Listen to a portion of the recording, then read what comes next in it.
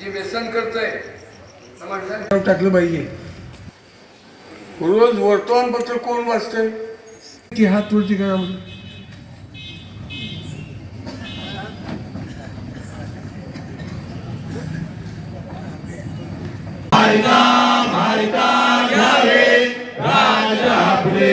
देशद्रोही चुके कृत्ये मारो निघाला विफलते देव. हिंदू धर्म की जय श्रीराम. सर्वांनी बसून घ्या खाली. सर्वांनी जागे.